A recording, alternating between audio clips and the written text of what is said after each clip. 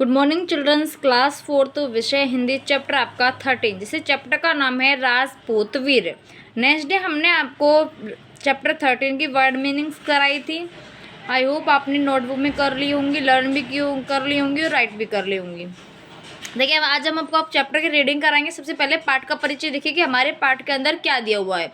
राजस्थान की धरती राजपूत वीरों की धरती है, कि हमारा जो राजस्थान है यहाँ पर बहुत ही शूरवीर योद्धा हुए हैं। हमारे जो धरती है यहाँ पर बहुत ही वीर, बहुत ही महान पुरुष पैदा हुए हैं, जिनकी वीर गाथाएं आज भी हम सुनकर गौरवान्वित होते हैं। वीर गाथाएं, जिनकी वीरता की कहानियां सुनकर आज भी हम सुनकर गौरव अनुभव करते हैं।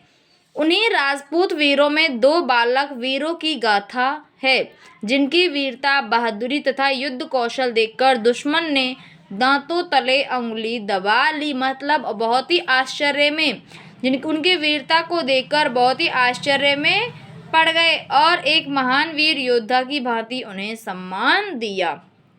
उन्हें एक वीर योद्धा की तरह बहुत ही सम्मान मिला।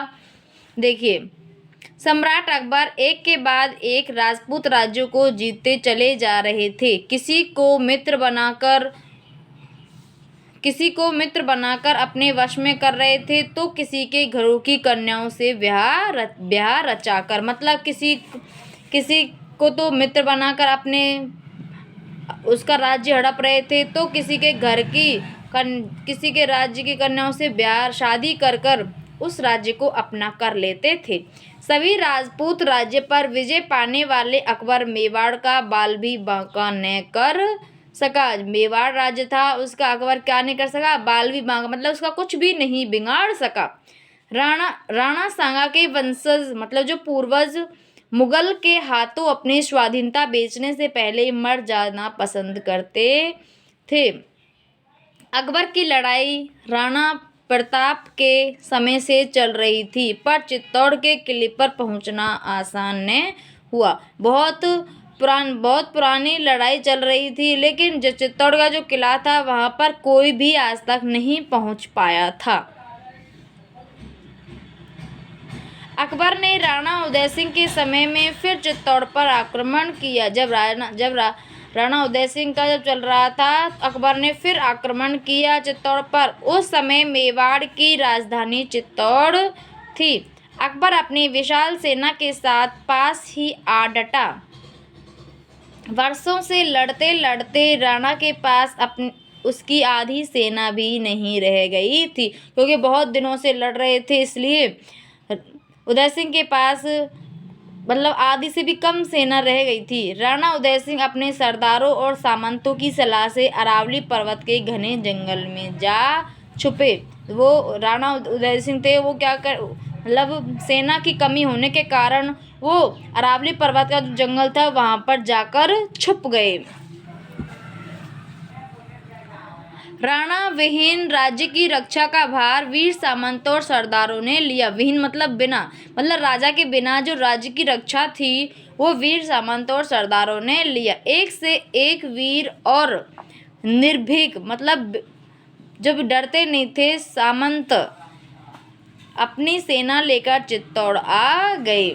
युद्ध दिन पर दिन भयंकर रूप धारण करता रहा। मुगलों की विशाल सेना का इन वीरों ने डटकर मुकाबला किया। मुगल जो सेना थी, जो मुस्लिम सेना थी, उसका जो मेवाड़ राज्य के जो चित्तौड़गढ़ के जो योद्धा थे, उन्होंने क्या किया, उनका डटकर मुकाबला किया, किंतु एक एक करके सब वीर गति को प्राप्त हुए। मतलब युद्ध भूमि में लड़ते लड़ते मर गए। धीरे धीरे एक एक युद्ध भूमि में लड़ते लड़ते मर गए।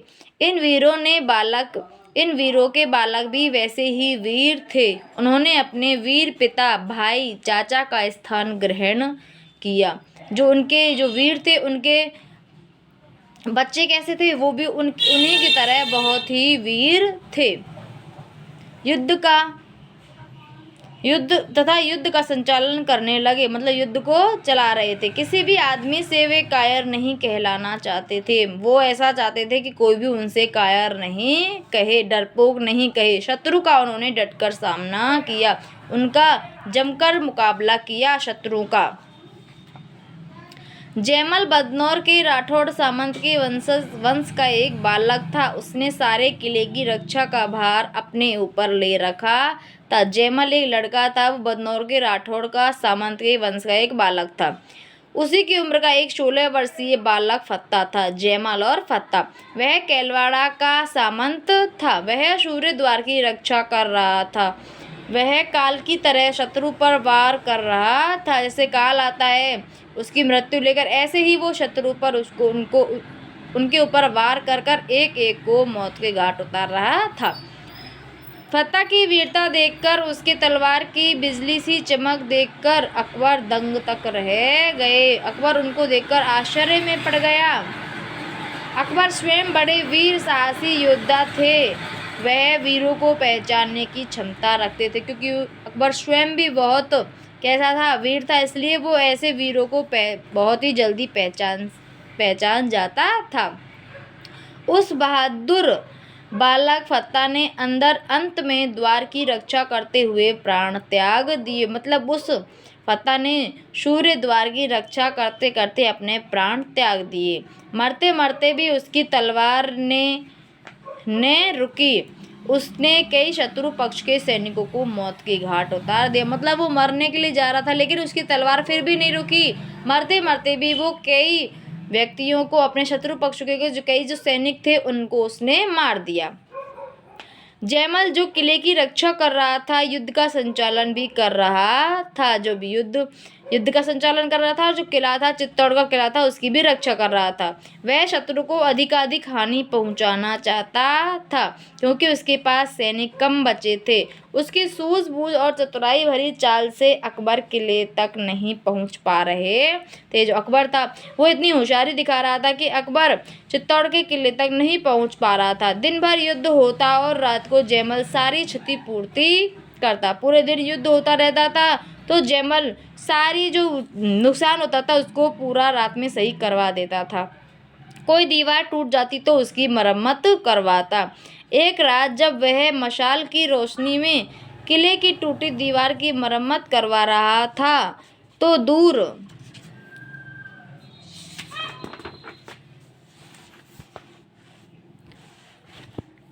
दूर अपनी छावनी से सम्राट अकबर ने उसे देखते ही पहचान लिया।